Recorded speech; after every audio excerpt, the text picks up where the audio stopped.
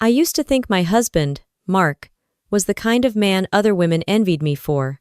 Confident, smart, good-looking, he had that calm, in-control energy that makes people listen. For years I told myself that was love, being with someone who always had the answers. Then one morning I realized he'd been giving all the answers but none of the truth. It started small. He began double-checking what I spent, suggesting I close my business account so we can manage things together. I didn't see it as control then. I thought it was care. But it wasn't about safety, it was about ownership. One Tuesday, I was ironing his white shirt before he left for a client meeting.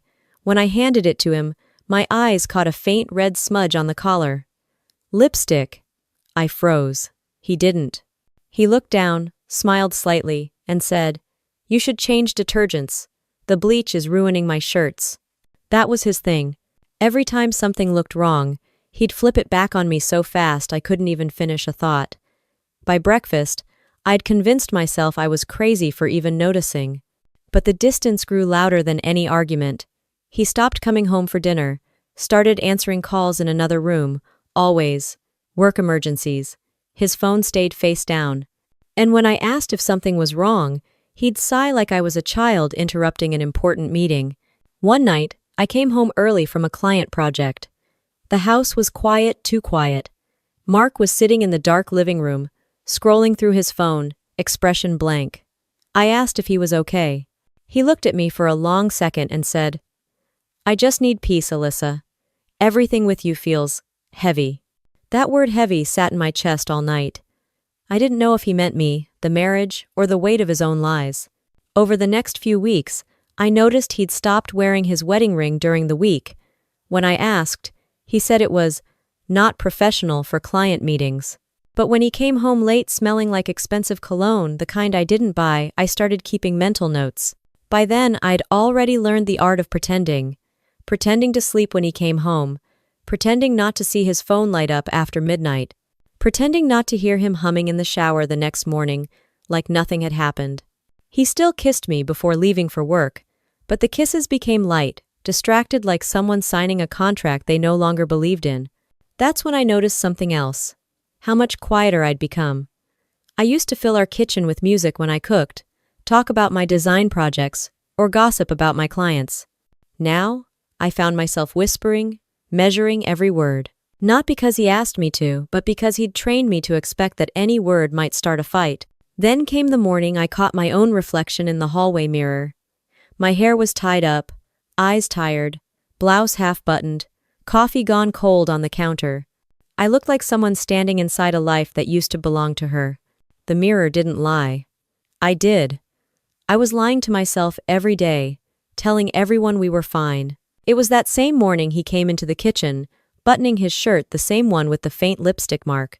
He kissed my forehead like nothing had ever changed, grabbed his keys, and said, "Don't wait up tonight, late meeting." I nodded. I didn't even bother to ask what kind. The door closed, and the silence that followed didn't sound peaceful anymore. It sounded like evidence. If you've ever looked at someone you love and realized they're already somewhere else, you know that silence. It's heavy, it's sharp, and it tells you everything before words ever do. That was the day I stopped trusting his words and started watching what he did. And for anyone watching this, if you've ever ignored that small voice in your head because you didn't want to start a fight, listen to it now. It's not paranoia. It's protection. Short pause, in voice overtone. If this part hit you in any way, take a second to comment below. I read every story, every thought. And if you want more real cheating stories and revenge stories like this one, make sure to subscribe. It helps me keep telling the stories people usually stay quiet about. Mark texted me that afternoon. "Running late again, don't wait up." Same words, same lie. But that time, I didn't delete the message. I saved it. The mirror in the hallway caught my reflection again as I turned off the lights that night. Same woman, different eyes. I didn't know it yet, but that was the first piece of evidence I'd ever keep against my husband. The next morning, the house smelled like burnt toast and expensive cologne. Mark was rushing out the door again, muttering something about another client meeting downtown. He kissed my cheek, the kind of kiss that lands out of habit, not affection, and left before I could say anything. The front door clicked shut, and I just stood there, staring at the space he'd occupied. It was like living with a ghost who still paid the bills. Later that week, Mark invited me to a company networking dinner. It was at a rooftop restaurant in downtown Portland, the kind of place where people wear their ambition like perfume. I didn't want to go, but saying no to Mark always came with a price. So, I put on my black dress, fixed my hair, and smiled like a woman who still believed in her marriage. The moment we walked in, I felt it. That weird shift in energy when you realize you're not the only one orbiting someone's attention. Across the room stood Tara Sloan, mid-20s, long auburn hair, that effortless confidence that comes from youth and a lack of emotional baggage. She was talking to one of Mark's colleagues, laughing too loud at a joke that wasn't funny. Mark's hand rested on my back, polite but firm. "That's Tara," he said quietly. "Freelancer. Helps us with PR stuff." I nodded, keeping my face neutral. "Pretty," I said. He smirked. "She's good at her job." I didn't say anything. I didn't have to. Every woman knows that tone, the one that sounds professional, but feels personal. Dinner went as fake as expected. People toasted, bragged, and networked while pretending to like each other. Mark was charming, funny, and attentive. To everyone but me. He leaned toward Tara during the speeches, whispered something that made her blush, and didn't even notice when I stopped pretending to smile. When we left, he tossed me the car keys. "You drive. I had a few drinks." I started the car and said nothing. Halfway home, he got a text. The screen lit up just long enough for me to see the name Tara S. I didn't read the message, didn't need to. His smile said everything. The next day, I found something in the back seat of his car while picking up his dry cleaning. A red scarf, silk perfume lingering on it. Not mine, not even close. I held it for a long time, the way you hold proof you didn't want but always feared you'd find. When he got home that evening, I set the scarf on the kitchen counter. "Yours?" I asked. He didn't even look surprised. "Oh, Tara probably left it. She borrowed my car last week." "Big deal." "Borrowed your car?" "Yeah. Her apartment's near the dealership. I was being nice." I stared at him, trying to read his face. He met my eyes with that calm, patronizing smile, the one that said you're overreacting again. And like an idiot, I let it go. But that night, lying in bed, I couldn't stop thinking about that scarf. It wasn't the color or the perfume. It was the way he said her name, like a secret he'd already made peace with. Over the next few days, the little things piled up. Mark's late meetings turned into overnight trips. He changed his phone password. He wore shirts I'd never seen before. And somehow, there was always a faint trace of floral perfume when he got home, the kind you don't mistake for hotel soap. One evening, I came home early and found him standing in the driveway, leaning against his car, talking on the phone. His voice was softer than usual, playful. When he noticed me, he turned away quickly, said, "I'll call you later," and hung up. "Who was that?" I asked. "Work call," he said, walking past me. "At 8:30 at night?" He glanced back with that half-smile that used to make me melt but now just made me tired. "That's what happens when you're good at your job." I didn't respond. I just followed him inside, watching how easily he slipped back into routine, pouring a drink, loosening his tie, checking his phone. That was Mark's real skill, pretending nothing ever happened. The next morning, I saw him leaving for work, wearing the same tie he'd worn to that dinner with Tara. It hit me then. He wasn't even hiding it anymore. He didn't need to. I'd become too quiet to be a threat. That day, I started writing things down. The dates, the late nights, the receipts. I wasn't sure why. Maybe it was self-defense. Maybe it was survival. But for the first time, I stopped doubting myself. When I picked up his jacket from the dry cleaner later that week, the cashier handed me a folded receipt that had slipped into the pocket. A hotel bill from the Riverton downtown. Room 502. 2 guests. The next night, Mark came home late again, smelling like champagne and guilt. He kissed my cheek, said, "Don't wait up next Friday. Big project. Might stay over." I smiled, nodded, and said, "Of course." He looked relieved that I didn't ask questions. But that night, As I sat at my desk with the hotel receipt in my hand, something inside me settled not in pain, but in clarity. If he thought I'd keep believing the lies, he didn't know me as well as he thought. Sometimes the truth doesn't scream. It whispers. And that whisper had just become impossible to ignore. I still remember the sound his car made when it pulled into the driveway that night, too calm for someone who was working late. I'd been sitting at the dining table for 2 hours, pretending to scroll through design catalogs, my stomach twisting every time headlights passed the window. When he finally walked in, his shirt was untucked, his tie half undone, and his smile came a second too late. "You're still up?" he asked, setting his keys down. "I was just working," I said. He leaned over and kissed my head. "Don't overdo it. You look tired." That line used to sound caring. Now it just felt like a curtain drop. When he went upstairs, I noticed a hotel keycard fall from his jacket pocket. The logo said Riverton Downtown. I slid it into my notebook and said nothing. That was the night I stopped asking questions and started collecting answers. Over the next few days, I watched him like a scientist.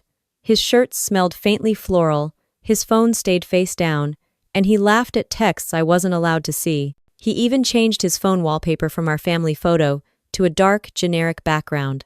That's when I knew the marriage was bleeding, and I was the only one pretending it wasn't fatal. On Friday, he left for another client dinner. He wore the same tie he'd worn the night of that corporate event with Tara. He checked himself twice in the mirror before leaving. I waited 10 minutes, then grabbed my keys. Downtown Portland was quiet that night, rain streaking across the windshield. I parked near the Riverton and waited, headlights off. A few minutes later, Mark's silver Lexus pulled up.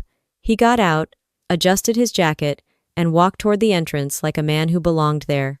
A few steps behind him, Tara followed, umbrella in hand, her hair shining under the streetlight.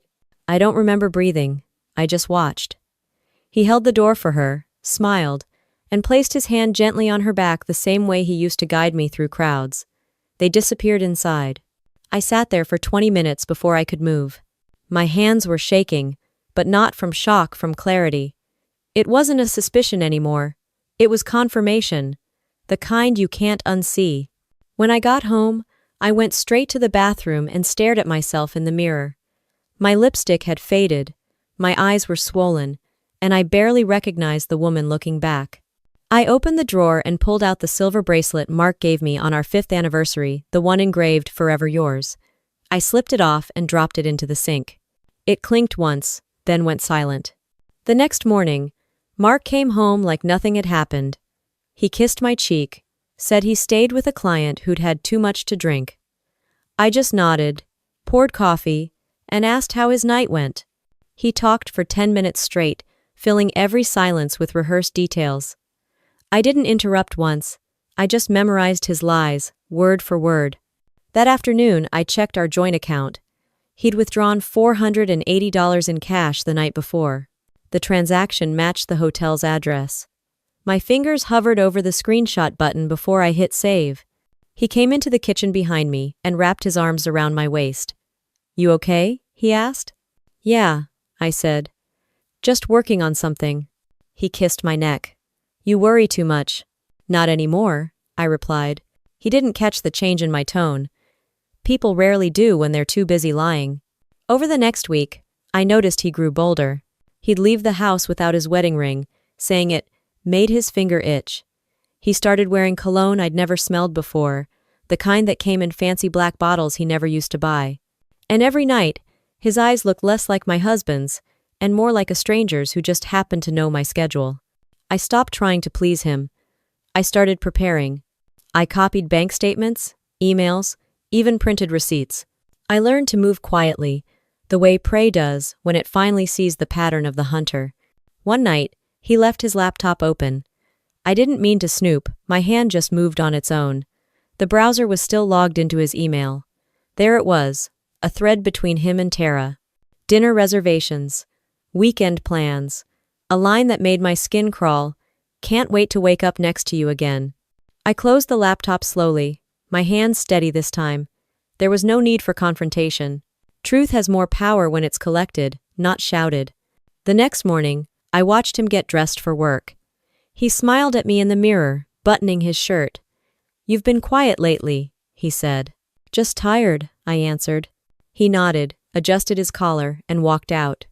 The moment the door closed, I picked up my phone and texted my friend Leah, a real estate paralegal. If someone moves money out of a joint account without consent, what does that mean legally? Her reply came fast. "It means you should start protecting yourself." That's what I did. Quietly, methodically, I started making backups of everything, photos of his bank withdrawals, screenshots of messages, even the lipstick-stained collar I never washed. I packed them all into a folder labeled Project Reno Designs on my desktop. If Mark ever saw it, he'd think it was work stuff. By then, I wasn't angry anymore. I was focused. Anger burns too fast. Strategy lasts. That night, as I lay in bed pretending to sleep, he slipped in next to me, smelling of perfume and guilt. He turned off the lamp, reached over to touch my hand, and said, "You know I love you, right?" I kept my eyes closed and whispered, "Of course." He fell asleep quickly, the way liars do when they believe they've won. I stared into the dark, my heart pounding not from pain, but from a quiet decision forming in my chest. If he wanted to play a game, I was finally ready to learn the rules. The first time he hit me didn't look like a crime. It looked like a man losing his temper over dinner. It happened on a Thursday. I'd made pasta, the same kind he used to say was his favorite. He came home late again, loosened his tie, and dropped his briefcase on the floor.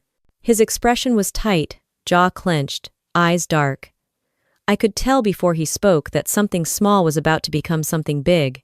"You didn't start without me?" he asked, staring at the food. "I was waiting," I said. "It's cold now." He smirked. "So heat it up." "It's been sitting for an hour, Mark. I'll just make something else." That's when it started. His tone shifted from tired to sharp. "You're always dramatic, Alyssa. You think the world stops when I walk in late? It's not that, He slammed his hand on the counter, the sound snapping through the room. "You just what? You just want to complain? Is that your new hobby now?" My voice caught in my throat. "I'm just trying to talk to you." "Then talk less." The silence after that felt heavier than the shouting. He walked past me, grabbed a bottle of whiskey, poured 2 fingers, and stood there like I wasn't in the room. I should have walked out. I didn't. Because deep down, I was still clinging to the idea that if I said the right thing, it would calm him down. That's what women like me do. We try to manage the storm instead of leaving it. So I tried again. "Mark, we need to talk about what's happening between us." He turned around, eyes already glassy from the drink. "What's happening is you're turning into someone I don't even recognize." "Maybe because you stopped looking," I said quietly.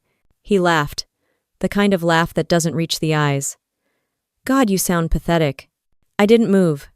I didn't yell. I just looked at him. And somehow, that made him angrier. He stepped closer, voice low but shaking. "You think you're better than me now? You think you can judge me?" "Mark, stop." I didn't even finish the word. His hand hit my shoulder, shoving me back hard. My hip slammed against the counter. For a second, I thought it was an accident until he stepped forward again. "Don't ever talk to me like that," he said through gritted teeth. Something inside me broke, not a bone, not yet, just a small, silent part that still believed he loved me. He saw the fear in my face and froze. For a few seconds, we just stared at each other, both breathing hard. Then, as quickly as it started, he reached out and pulled me into a hug. "I'm sorry," he whispered into my hair. "You know I'd never hurt you. I just lost control for a second." That's what he called it. A second. Like it was just a hiccup, not a red line crossed. He kissed my forehead and said, "You make me crazy, you know that? You push me, and I snap. But I love you, okay? You're my world." My world. The phrase felt like a cage. I told him I was fine, that it didn't hurt, that I understood, because I was afraid of what he'd become if I didn't. Later that night, my shoulder turned purple. I sat in the bathroom staring at it under the yellow light. It looked like a fingerprint someone forgot to wipe off. He knocked on the door. "You okay?" "Yeah," I said. "Just taking off my makeup," he sighed. "You know I love you, right?" "Yeah." I whispered. I know. The next morning, I wore long sleeves even though it was warm. He made coffee and hummed like nothing happened. That was his gift, pretending we lived in a world that didn't exist. He left early for another meeting. I sat there at the kitchen table, coffee cold, staring at the spot where his hand had slammed the counter. Something in me shifted that morning. It wasn't strength yet, it was awareness. The realization that I was living in a story that only had two possible endings, and neither looked good. When he came home that night, he brought flowers. Roses, white and perfect. Peace offering, he said, smiling like a politician. I took them and said thank you. That's when I decided to test him. I booked dinner for Saturday, that Italian place you like. His smile faded a little. Saturday? I told you I have a conference call. You didn't, I said. He looked at me for a long second. Guess you forgot. The lie rolled off his tongue so smoothly I almost admired it. That weekend, he came home smelling like perfume again. I asked, "How was your conference call?" He said, "Productive." I just nodded and set the flowers in the trash. He didn't notice. Or maybe he did, and just didn't care. 2 days later, the bruise on my shoulder had turned yellow, but every time I lifted my arm, it ached. When I brushed against the mirror while cleaning, pain shot up my side. I stared at my reflection, hair messy, eyes hollow, and realized I'd started moving differently around him. Quieter, smaller, like my body already knew something my mind refused to admit. That evening, he called from work. "Be ready by 7, he said. "We're having dinner with a client." I almost laughed. When he came to pick me up, I saw the same red scarf draped across the back seat. The same perfume in the air. He saw my eyes flick toward it and smiled. "She left it again," he said. "You women never remember your stuff." He called it a joke, but the way he looked at me wasn't funny. We drove in silence. Streetlights flashed across his face, each one carving a sharper edge than the last. I kept my hands folded, the bruise on my shoulder hidden under my sleeve, and watched the city roll by. Somewhere between the traffic lights and his half-smile, I knew this wasn't about love anymore. It was about survival. He brought home flowers again. This time, lilies the kind I hate. I didn't say a word. He smiled like the hero of a Hallmark movie, holding them out as if a bouquet could erase a bruise. "You've been quiet lately," he said, his tone light, testing. "Just tired," I replied. He leaned closer, kissed my forehead, and whispered, "I don't like when you're mad at me." "I'm not mad," I said. "I just stopped expecting you to be honest." He laughed, the fake kind. "There you go again, always assuming the worst." Then he walked away before I could answer his favorite way to win an argument. That night, while I was washing dishes, I noticed him in the living room, staring at his phone with that half-smile again. The same one I'd seen in the reflection of his windshield weeks earlier. I didn't move closer. I didn't need to. I already knew who he was smiling at. When I went upstairs later, his phone was charging on the nightstand. I didn't touch it, but the notification banner flashed. Tara Sloan. Miss you already. It was almost poetic how predictable he'd become. He got ready for bed like everything was fine.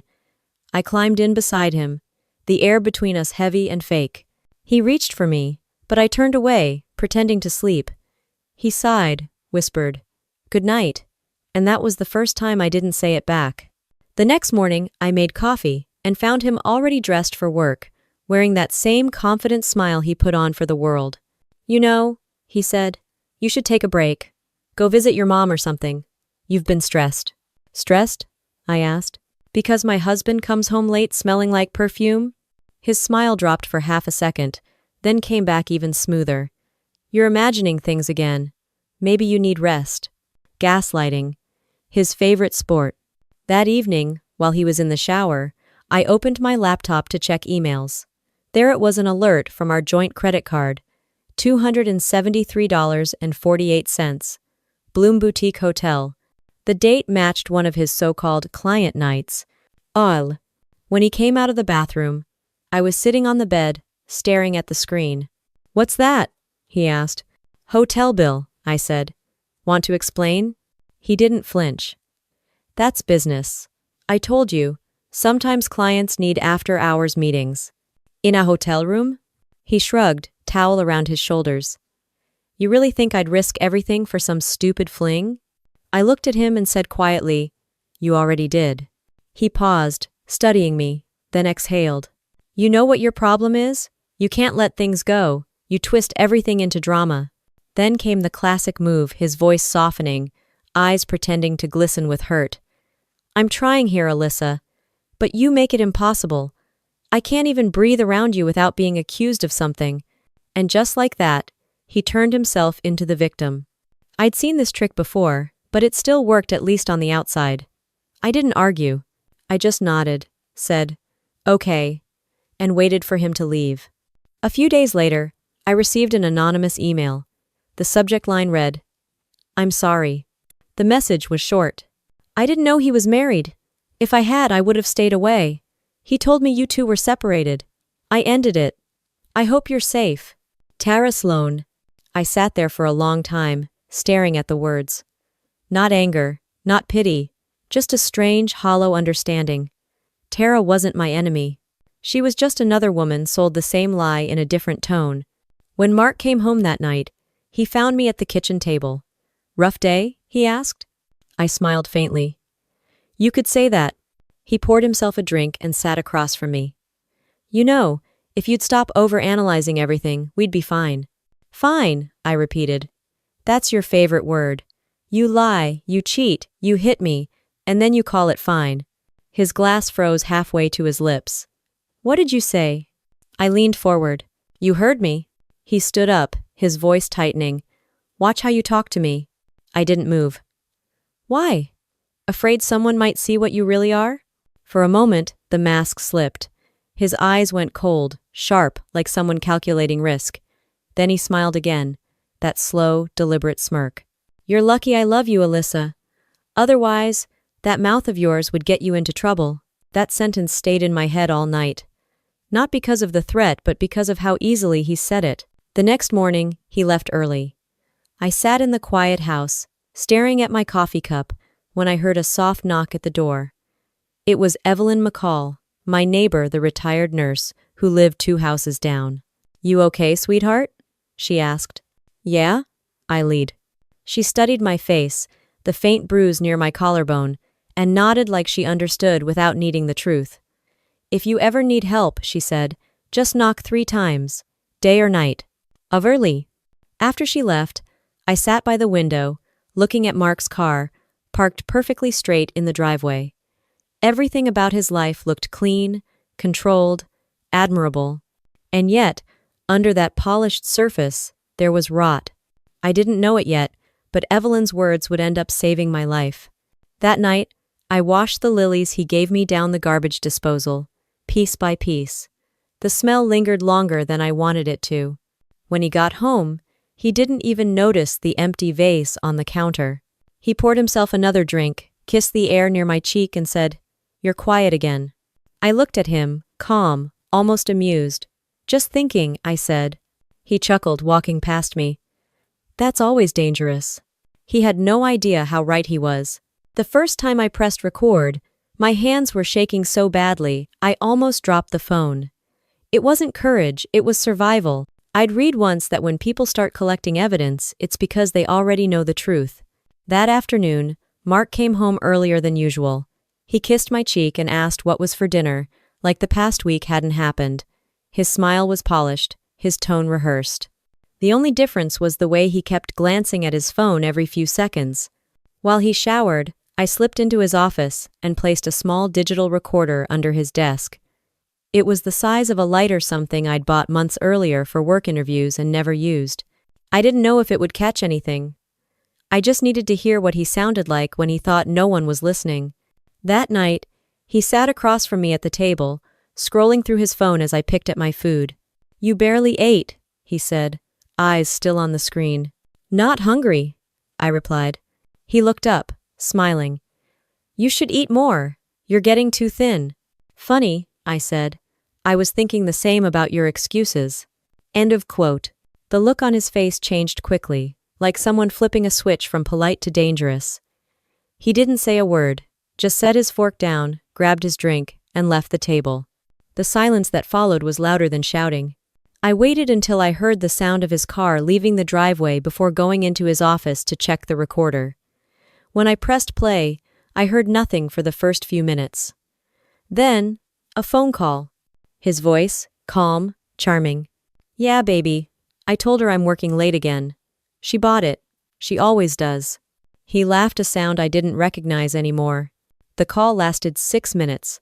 Long enough for him to tell Tara she looked beautiful at dinner, long enough for him to promise her a weekend away in Seattle. I stopped the recording and sat in the dark office for a long time, just breathing. My heart wasn't racing, it was steady, cold. Something inside me had shifted permanently. From that day, I started collecting everything. Screenshots, receipts, bank transfers, photos of his bruised lies disguised as love. I created a hidden folder on my laptop labeled Tax Documents. If Mark ever saw it, he'd probably skip right over it. He hated paperwork. I also started noticing his patterns. The way his anger always came after a quiet stretch. The way he'd say "I love you" right before a lie. The way his guilt smelled like whiskey and her perfume mixed together. It was Evelyn who noticed the bruise on my arm a few days later. She was watering her plants when I walked past her porch. "Sweetheart," she said softly, "you're hurting." I shook my head. "I'm fine." She gave me that nurse's look, the kind that sees straight through denial. "If you ever need help," she said, 3 knocks. That's all. 3 knocks. Simple enough to remember. That night, Mark came home drunk. I stayed on the couch, pretending to sleep. He stumbled into the living room, mumbling something about ungrateful wives and real women who understand him. He sat down next to me, grabbed my wrist, and said, "You're lucky I don't give up on you." I didn't answer. He tightened his grip. "Say thank you." I whispered, "Thank you." When he finally went upstairs, I sat there with my heart pounding, the recorder running again. The next morning, he acted like nothing happened. He even made pancakes. "See? We're fine," he said with a grin. I smiled back, though I was already uploading the audio files to a cloud account under a fake name. By then, the fear had turned into calculation. I stopped trying to avoid his temper. I started managing it carefully, strategically, so I could document it. Every time he yelled, I kept my voice calm. Every time he lied, I repeated his words back to him, so they'd be caught clearly on tape. He didn't notice. Men like Mark rarely think they're being watched. One evening, while we were cleaning up after dinner, his phone rang. The name Tara S. flashed across the screen before he could turn it over. I just looked at him. "She's calling about work," he said quickly. "Of course," I replied. "You're very committed to your job." He smiled, maybe out of arrogance, maybe out of relief. "You finally get it." I got it all right. Every word, every lie, every pattern. That night, I sent an email to myself from his account while he was in the shower. The subject line, "Client Follow-Up, Tara Sloan." I attached the voice recording and 2 screenshots, then deleted the sent message. I wasn't sure if I'd ever need it, but something told me I would. When I turned off the computer, I caught my reflection in the dark screen. I didn't look scared anymore, just tired and focused. Later, while he was watching TV, I sat beside him and asked, "Mark, do you ever worry about karma?" He laughed. "No. Karma's for people who feel guilty." "I guess you're safe then," I said, and he didn't even hear the edge in my voice. That night, when I crawled into bed, I tucked my phone under the pillow, voice memo app open. If he ever lost control again, I'd make sure anyone could hear it. He turned off the light, kissed my shoulder, and whispered, "You're my world." "Oh?" I stared into the dark, steady voice in my head saying, "Not anymore." The night everything broke started quietly. Too quietly. The house smelled like whiskey and cologne, a mix that had become its own warning sign. Mark was in the living room, sitting in the dark, staring at the TV that wasn't even on. I could hear the faint clink of ice against glass and the low hum of his breath, steady but wrong. I moved carefully, slow steps, soft hands carrying the laundry basket past him. He didn't speak, just watched me. I could feel his eyes following every move, like a shadow waiting for an excuse to come alive. "Long day?" I asked, pretending to sound casual. He didn't answer, just lifted the glass to his mouth and took a slow drink. Then, finally, "Where were you today?" "At work," I said. "I called your office. They said you left early." My heart stuttered. I had left early to drop off copies of his financial records at a safe deposit box under my name, but I smiled like it was nothing. "I had an errand."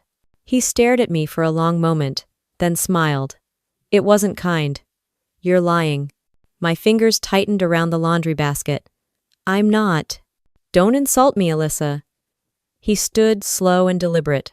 The ice clinked again as he set the glass down. "You think I don't see what you're doing?"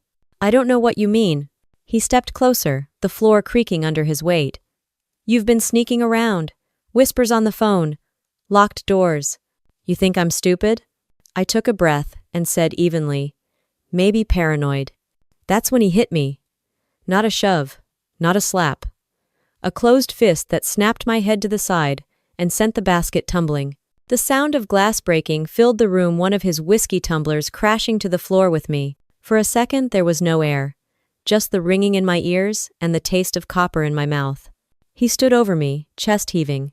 "Say it," he growled. "Say you're sorry." I swallowed hard, eyes burning. "Sorry for what?" His hand twitched, and I braced myself. Then came Evelyn's voice in my head. 3 knocks. I didn't move, didn't look at him. My eyes flicked toward the front door, only a few steps away. He noticed. "Don't even think about it." "I need air," I said. "You don't need anything unless I say so." He grabbed my wrist. His fingers dug deep enough that I knew there'd be bruises by morning. I twisted, trying to pull free, but he yanked me back so hard my shoulder popped. "Mark, please," I said. "You're hurting me." He leaned in close, his breath sour with liquor. "You think you can record me? You think I don't know?" My stomach dropped. The recorder. I'd hidden it under the end table earlier that day. He must have seen the tiny red light when he picked up his drink. He stormed toward the table, flipped the lamp, and there it was, the small black device, still blinking. "You've been spying on me?" His voice was shaking now, half rage, half panic. "Mark." He grabbed it, hurled it against the wall. Plastic shattered. Pieces scattered across the hardwood like shrapnel. Then he turned back to me. "You ruined everything." I backed away, barefoot, the floor cold under my feet. He followed. "I gave you everything, and you betray me like this?" "You gave me bruises," I said quietly. That was it. The last match to the gasoline. He lunged, hands out, and I ran. My hips slammed into the corner of the counter, pain exploding down my side. I stumbled but didn't stop. I made it to the front door and hit it hard locked. The chain. Behind me, his footsteps pounded closer. I unlatched it just as his hand grabbed my hair, jerking me backward. My skull cracked against his shoulder. He yanked me around and shoved me so hard I hit the wall, my vision flashing white. "You don't walk out on me," he shouted. "You don't get to leave." End of Trav. Somewhere through the blur, I saw movement outside the porch light flicker, a silhouette in the yard. Evelyn. She'd heard the noise. I opened my mouth, but before I could scream, his fist came down again. My knees gave out, the floor rushing up to meet me. The sound of glass breaking again, the vase this time. My head spun. He loomed above me, face red, veins standing out like ropes. "You made me do this," he said. I tasted blood. "No," I whispered. "You chose it." He raised his hand again. Somewhere far away, a door slammed. Then a voice, Evelyn's, sharp and terrified. "Mark, stop!" He turned, startled. That half second was all I needed. I crawled toward the hallway, dragging myself forward. My breath came in short, ragged gasps. Every inch of my body screamed, but I kept moving. Then the sirens. Distant at first, then growing louder. Red and blue lights flickered through the front window. Evelyn must have called the police. Mark looked around like a trapped animal. "You called them!" I couldn't speak. He grabbed my arm again, but this time his grip was weaker, panic setting in. He didn't know what to do. The sirens grew louder, closer, until they filled the house. The last thing I remember was the pounding on the door and Evelyn shouting, "She's in there!" The world tilted, sound fading to a low hum. My breath rattled in my chest, vision tunneling. I remember the cold of the floor against my cheek, the light flashing behind my eyelids, the sound of Evelyn's voice breaking. Then everything went quiet. And somewhere, under that silence, I knew this time, he wouldn't be able to pretend nothing happened. When I woke up, the world was white and quiet. Too quiet. The hum of hospital machines filled the room, steady and cold. My left arm was in a sling, and my head felt like it had been stuffed with static. The ceiling lights buzzed faintly. For a second, I couldn't remember where I was or why. Then it hit me all at once. The shouting, the glass, the sirens. There was a knock on the door, soft but deliberate. A woman stepped in mid-40 seconds, calm eyes, police badge clipped to her belt. "Mrs. Ward? I'm Detective Linda Parks. You're safe now." The words didn't register at first. Safe. I hadn't heard that word in so long. It sounded foreign. She pulled a chair closer to my bed. "Your neighbor, Mrs. McCall, called us. She probably saved your life." I swallowed hard. "Is he?" "In custody," she said. "He was arrested at the scene. But we'll need your statement to move forward." Statement. It sounded clinical, procedural, like the trauma had to be translated into bullet points. I nodded, and she opened a small notebook. "Can you tell me what happened before you lost consciousness?" I told her. "Not everything, just enough. The argument, the shove, the punch." Her pen moved quietly across the page. No interruptions. No judgment. When I finished, she looked up. "You mentioned a recording device. Do you still have any of those files?" I blinked. "I thought he destroyed it." "He did destroy one," she said. "But we found another in his office drawer, small black recorder, labeled Meetings. It had several audio files." My stomach turned. "You listened?" She nodded once. "We did, Mrs. Ward. Those recordings could put him away." "Oh." I felt something I hadn't in weeks, relief that came with proof. Later that afternoon, a nurse came in to check my vitals. Her name tag read, Sophie.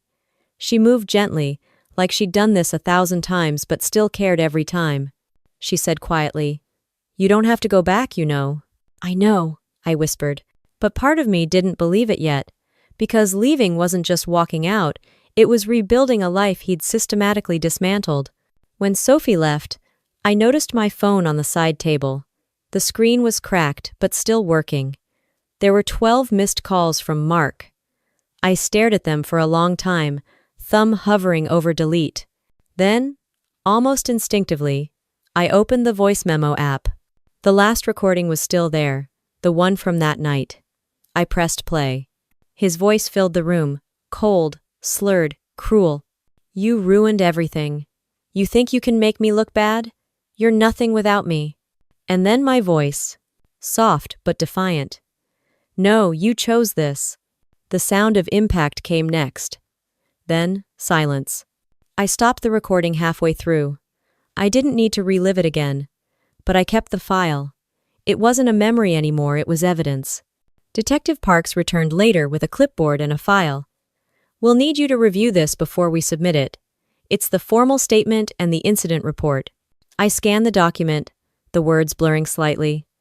Domestic assault, multiple contusions, concussion, attempted obstruction of evidence. He'd gone from husband to suspect in a single page. The detective looked at me carefully. "There's something else. The woman he's been seeing, Tara Sloan, she came forward this morning." I froze. "She did what?" "She filed a separate report. Said he threatened her after she ended things. It matches his pattern." My jaw tightened. "She's brave." "She said you gave her the courage," Parks replied. "Apparently you told her once. Truth is contagious." I didn't remember saying it. But maybe I did. Maybe I'd been trying to convince myself at the time. That night, Evelyn visited. She walked in, carrying a small potted plant and a smile that tried to hide worry. "Look at you," she said softly. "Still breathing. That's already a win." I smiled weakly. "You saved my life."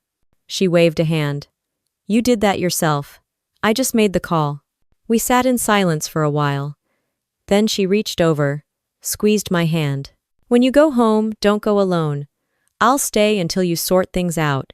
I didn't argue. For once, I let someone help. The next morning, the doctor cleared me to leave. Before I signed the discharge papers, Detective Parks came back. "We'll need you in court next week," she said. "The district attorney's office wants to move quickly." "Court?" I asked. "Already?" "We have enough evidence. And Alyssa, this isn't just about pressing charges. It's about reclaiming your story." Oh, those words echoed all the way home. Reclaiming my story. When Evelyn dropped me off, the house felt smaller. The blinds were still drawn, dishes still on the counter, everything frozen in time like the night never ended. I stood in the doorway for a long time, the silence pressing down like a weight. Then I noticed the broken pieces of the vase he'd shattered still on the floor. I crouched down, picked up one of the larger shards, and turned it in my hand. The edges had dulled overnight, but they could still cut if I wasn't careful. I threw it into the trash. Then another, and another, until the floor was clean again. Evelyn watched from the doorway. "Feels good, doesn't it?" I nodded. "It's a start." Before leaving, she handed me an envelope. "From the police. They said you'd want this." Inside was a CD labeled Evidence, Ward Case. It contained every recording, every report, every photo. Proof that it all happened and that I survived it. I placed it in my drawer next to the divorce papers I'd printed months ago, but never signed. This time, I didn't hesitate. I picked up a pen. The ink bled smoothly onto the paper, each stroke closing a chapter that had taken years to end. Outside, I could hear Evelyn watering her plants again. The same sound that had once been background noise now felt like life returning to something ordinary, something real. I closed the drawer and exhaled slowly. For the first time, the house wasn't silent from fear, it was silent because he wasn't here anymore. Courtrooms have their own kind of silence. Not peaceful, just heavy. Like the air knows too much. The morning of the hearing, I stood outside the Travis County Courthouse with Detective Parks and my lawyer, Diane Keller. She was sharp, mid-50s, silver hair, and a stare that could turn anyone honest in under 5 seconds. "Remember," she said calmly, adjusting her glasses, "you're not the one on trial today. He is." I nodded, though my hands wouldn't stop trembling. Evelyn squeezed my shoulder gently. "You've already survived worse," she whispered. Inside, Mark was already seated at the defense table, clean-shaven, well-dressed, wearing the same confident smile he used at business events. You'd never know he was facing assault and fraud charges. When his eyes met mine, he didn't flinch. He even had the nerve to wink. The judge entered, and everyone stood. I tried to steady my breathing as the clerk read the charges aloud. Domestic assault, financial dissipation of marital assets, obstruction of evidence. Each word landed like a small stone hitting glass. Mark's attorney, a polished man with a voice built for manipulation, stood first.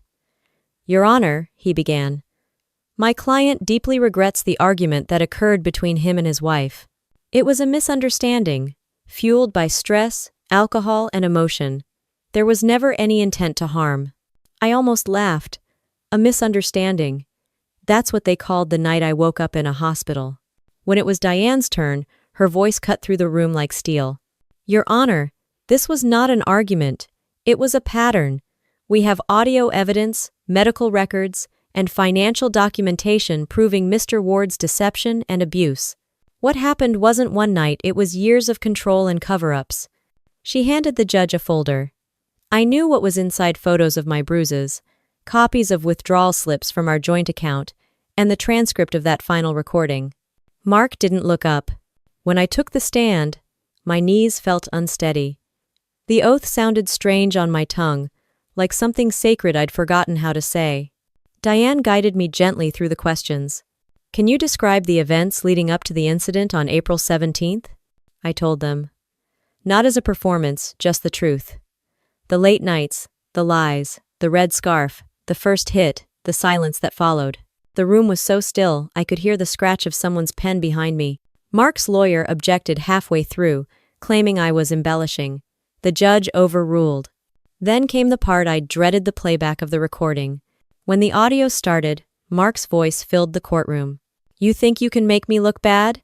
You're nothing without me. Then the sound of a blow. Then my voice, quiet but steady. No. You chose this. The recording ended. For a full 10 seconds, no one moved. The only sound was the faint buzz of the fluorescent lights. Mark stared straight ahead, jaw clenched. I didn't look away. When Diane resumed, her tone softened. Alyssa, why didn't you leave sooner? I swallowed hard. Because leaving him meant losing everything I thought I'd built. And because he made sure I believed no one would believe me. And now? She asked. I met her eyes. Now I know that silence doesn't keep you safe. It just keeps you small. The judge's pen paused mid-note. Even Mark's attorney didn't have a comeback for that. When it was his turn to testify, Mark put on his best performance yet. I admit I made mistakes, he said, voice trembling at all the right moments. But I loved my wife. I never meant to hurt her. She's twisting this to destroy me. He looked straight at me when he said it, like he still believed he could pull me back into his story. Diane stood again, perfectly composed. Mr. Ward, she said, is this your voice on the recording? Yes, but... And did you withdraw $68,000 from your joint home equity line to purchase property under another woman's name? He hesitated. That money was for business. She held up the receipt. The address belongs to Miss Tara Sloan. The courtroom stirred. Even the bailiff glanced up. Mark's mask cracked for the first time. She had nothing to do with this, he snapped. So you admit you know her, Diane said, tone still calm. He froze. That was the moment it shifted. The jury didn't need a speech, they saw it. The lies unraveling in real time. The confidence collapsing. When the session ended for the day, I walked past him without a word. He reached out, as if to stop me, whispering, You'll regret this. I turned, met his eyes, and said, You already did. How? Outside, the air felt lighter. The courthouse steps were flooded with afternoon sunlight, and for the first time in months, I breathed without flinching. Evelyn handed me a bottle of water. You handled yourself like a pro, she said. I wasn't trying to perform, I replied. I was just done lying for him. Later that week, the verdict came in. Guilty on all counts. He'd serve time and repay the stolen funds. His lawyer tried to negotiate probation, but the judge refused, citing consistent evidence of psychological and physical abuse. I didn't cry. I didn't cheer. I just felt finished. After the hearing, Tara approached me in the hallway. She looked younger than I remembered, eyes tired but clear. I'm sorry, she said softly. You don't owe me that, I told her. We were both lied to, she nodded. He said you'd ruin him. I didn't realize he'd already done that himself. Ends 3. As she walked away, I realized the irony he'd built his whole life on manipulation. And in the end, it was the truth that undid him. Outside, Diane handed me a manila envelope. Certified copy of the judgment, she said. Keep it somewhere safe. I smiled faintly. I already know where it belongs. That night, I went home, unlocked the drawer where I'd kept every piece of evidence, the recordings, the receipts, the photos. I added the court order on top and closed it for the last time. The house was quiet again. But this time, the silence wasn't dangerous. It was mine. The day of sentencing didn't feel like victory. It felt like release, like a door finally closing behind me that I didn't realize had been open for too long. Mark walked into the courtroom in a navy suit that probably still smelled like arrogance. His hair was neatly combed, shoes polished. He looked like a man ready for a business meeting, not someone about to lose everything. When the judge entered, the sound of the gavel silenced every whisper in the room. I sat quietly beside Diane, hands clasped in my lap. Evelyn was behind me, her presence like a steady anchor. The judge looked over his glasses at Mark. Mr. Ward, this court has reviewed all evidence, including the audio recordings, financial documents, and witness statements. The facts are clear and undeniable. Mark's attorney stood, still trying to sound confident. Your Honor, my client has expressed genuine remorse. The judge cut him off. Remorse after exposure is not remorse, it's damage control. He turned to Mark. You abused trust, physically harmed your wife, and attempted to conceal your crimes through deceit and manipulation. This court sentences you to 10 years in state custody and restitution of $68,000 to Mrs. Ward. For a moment, the room was silent, except for the faint scratch of the clerk's pen. Mark didn't look at me. He just stared straight ahead, jaw tight, eyes glassy, but not from tears. His lawyer whispered something to him, probably instructions on appealing, but Mark didn't respond. The bailiff placed a hand on his shoulder. Time to go. When he finally turned his head toward me, his face twisted not in regret, not even in anger, just disbelief. Like he couldn't fathom that the person he used to control had just destroyed the life he built on lies. I didn't say anything. I didn't need to. As they led him away, his last words were a low hiss meant only for me. "You'll regret this, Alyssa."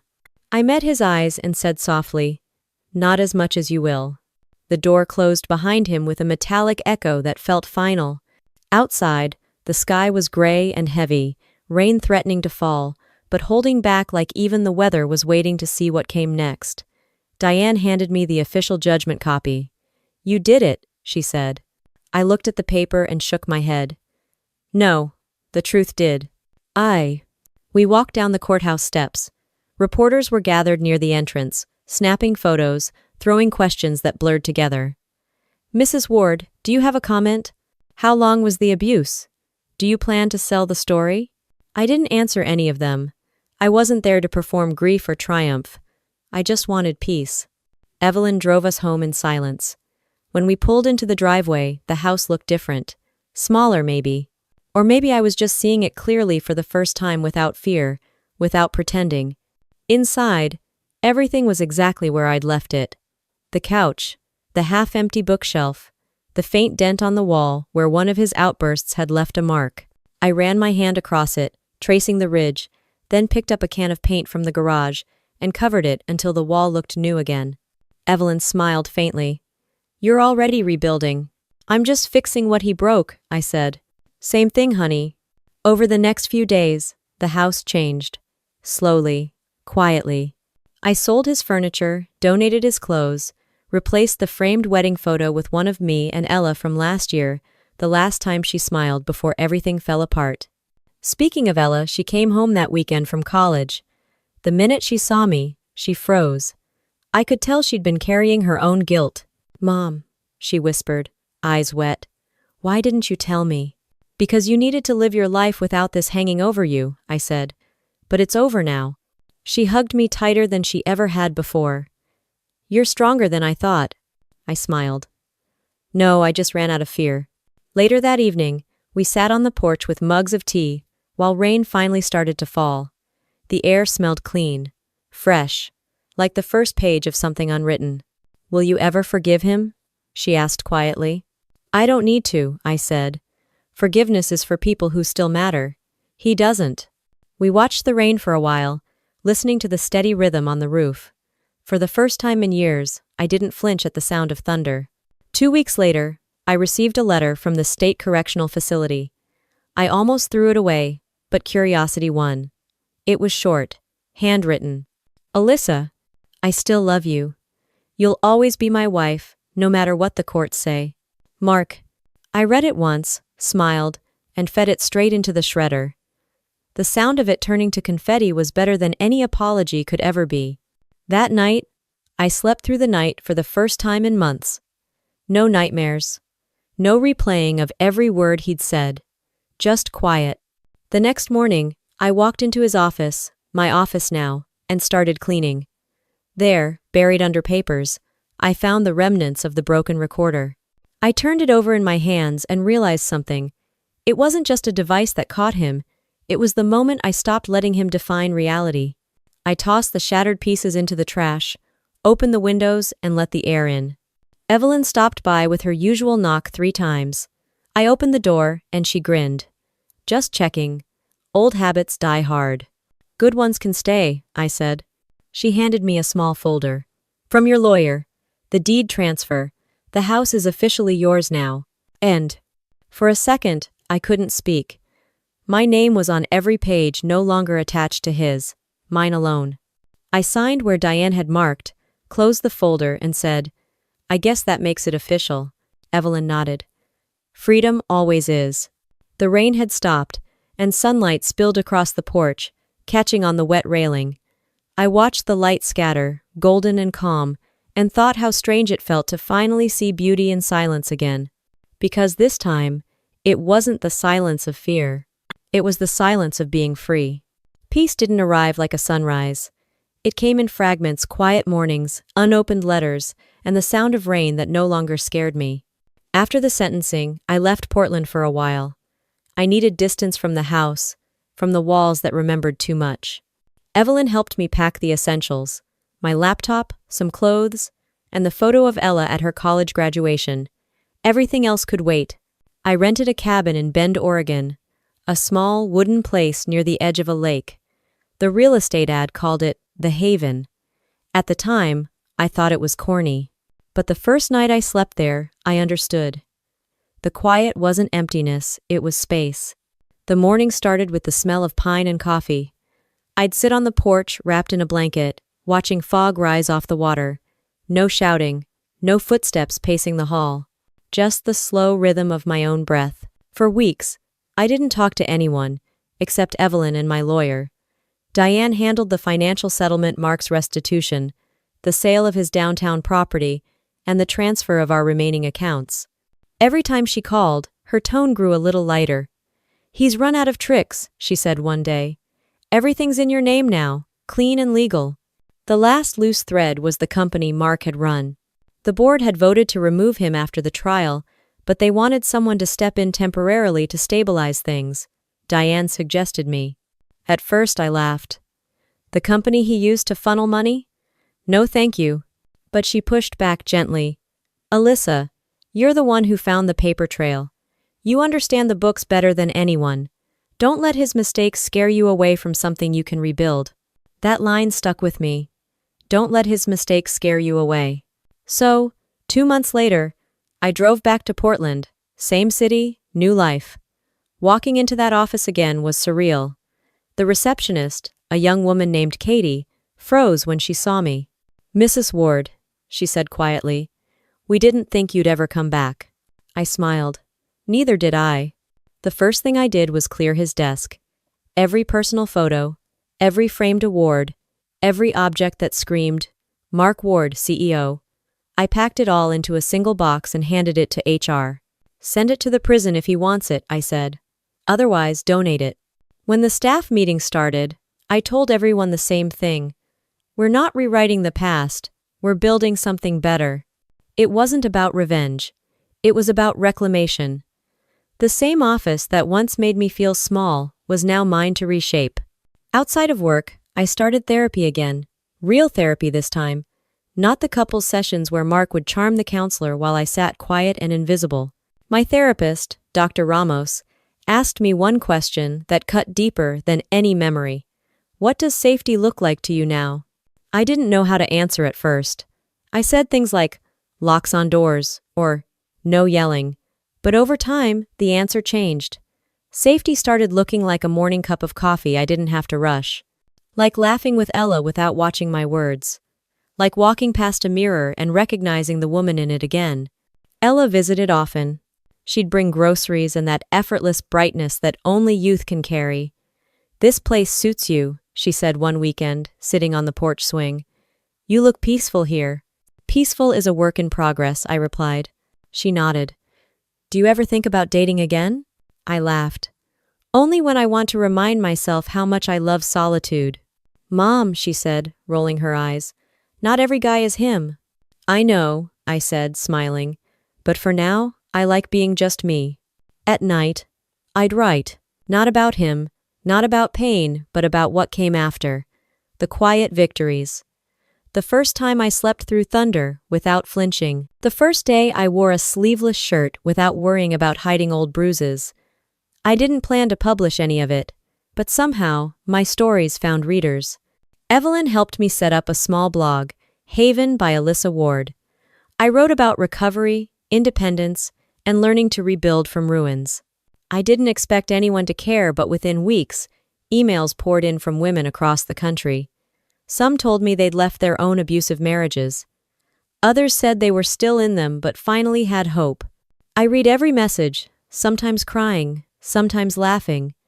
It felt strange to realize that the same story that once trapped me could free someone else. One afternoon, I received an email from a women's legal aid foundation in Austin. They wanted to fund a small program to teach financial literacy and self-protection for women leaving toxic relationships. They offered to name it the Ward Project. I said no. Call it the Haven, I told them. It was never about him. That summer, the cabin became a small community space. We hosted free weekend workshops. Evelyn taught basic home safety. A local lawyer covered legal rights and asset protection. I spoke about documentation, planning, and most importantly, survival. Standing in front of those women, I realized something. Revenge had never been about destroying him.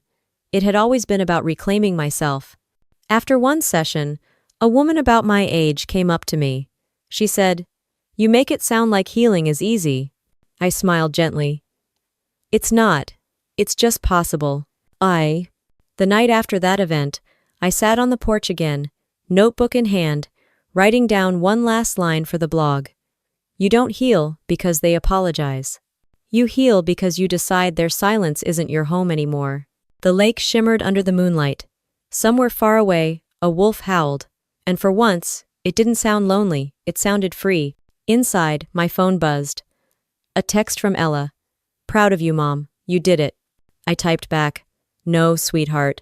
We did it." Then I set the phone down, closed my notebook, and let the sound of the wind through the trees fill the room steady, alive, and finally, mine. It happened on a Sunday afternoon, in the most ordinary place you could imagine, Costco. If life has a sense of humor, that's where it likes to show it. I was pushing my cart through the home goods aisle, picking out things for the cabin: fresh towels, new bedding, and a ridiculously large pack of candles I didn't need. I was halfway to checkout when I saw him. Mark. He was standing near the frozen food section, thinner than I remembered, hair grayer, eyes dull. He looked like someone who'd spent too much time in places that never got sunlight. His clothes were neat but cheap, his shoulders slightly hunched. He saw me before I could turn away. For a second, neither of us moved. Then he gave a small, awkward wave like we were old neighbors instead of people whose lives had burned down together. I didn't wave back. I didn't need to. I just stood there, calm, steady, the hum of the refrigerator, filling the silence between us. He walked toward me slowly.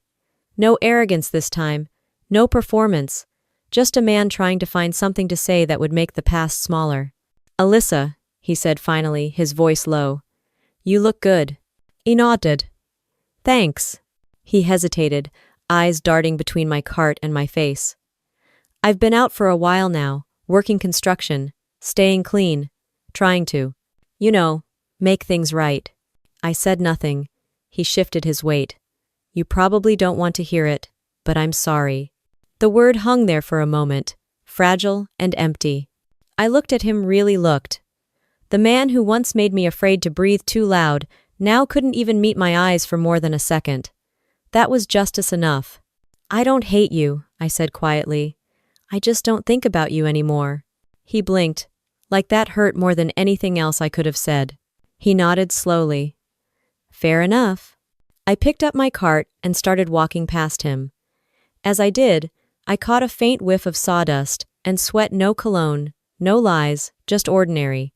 And for some reason, that made me feel lighter than ever. At the checkout line, the cashier asked, "Do you want to renew your membership today?" I smiled. "Yes, definitely." Outside, the sun was bright, the sky wide open. I loaded my car, took a deep breath, and laughed softly, but real. Not because seeing him made me feel strong, but because I didn't feel anything at all. Driving home, the road wound through pine trees and quiet hills. The radio played an old song I used to love before my life became a survival story. I rolled down the window, let the wind in, and sang along like it was just another normal day. When I reached the cabin, Evelyn was sitting on the porch with a cup of tea. She raised an eyebrow when she saw my expression. "What's that look?" "I ran into Mark," I said. She didn't flinch. "How'd that go?" I shrugged. "He's just someone I used to know." She smiled, slow and proud. "That's how you know you're healed." That evening, I sat by the window while the sun dipped behind the trees. The lake reflected gold and pink light, still as glass. The candles I'd bought flickered softly on the counter. For years, my story had been about what he did. The lies, the bruises, the betrayals. But now, it wasn't about him anymore. It was about what came after the quiet, the rebuilding, the proof that peace, not pain, is the sharpest revenge. I pulled out my notebook and started writing. Not for the blog, not for anyone else, just for me. Justice doesn't always wear a uniform. Sometimes it shows up in the smallest moments, like breathing easy or walking past your past without looking back. When I finished, I closed the notebook and stepped outside. The air smelled like pine and rain. Somewhere across the lake, a family was laughing, the sound carrying softly over the water. I sat on the porch steps, wrapped in a blanket, and let the night settle in. The stars came out one by one, patient and bright. The world was quiet but not empty. Ella called just as the sky turned dark. "Mom," she said, "I read your latest post, the one about forgiveness." "Oh?" I asked, smiling. It made me cry, but in a good way. End quote. "That's the only kind worth having," I said. She paused, then added, "You sound happy." "I am," I said simply. And I meant it. After the call, I made myself a cup of chamomile tea and watched the reflection of the moon on the lake. The same woman who once hid bruises under sweaters now sat barefoot, free, unafraid of her own heartbeat. Before bed, I walked to the mirror, same mirror that once reflected fear, then pain, then determination. Now, it showed something else entirely. A woman at peace. Not perfect, not untouched, but whole. I thought about everything that had led here, the cheating, the violence, the trial, the healing, and realized that revenge had never been the end goal. Freedom was. The best revenge isn't ruining their life. It's living yours so completely that they fade into background noise. I turned off the light, climbed into bed, and listened to the gentle creak of the cabin settling. No sirens, no shouting, just the sound of rain beginning to fall outside. As I drifted towards sleep, I thought about something my therapist once said. Healing doesn't mean forgetting. It means remembering differently. And in that moment, I finally understood. Because when the storm passes, you don't need thunder to prove it was real. You just need peace that stays. If you've ever been through cheating, betrayal, or heartbreak and found your way back to peace, you already know this truth. The best revenge is rebuilding your life until they no longer recognize the person they tried to destroy. If you love cheating stories, revenge stories, and real stories about husband betrayal that turn pain into power, subscribe now. Join this space where silence turns into strength, and every story reminds you, justice doesn't always shout. Sometimes it whispers your name,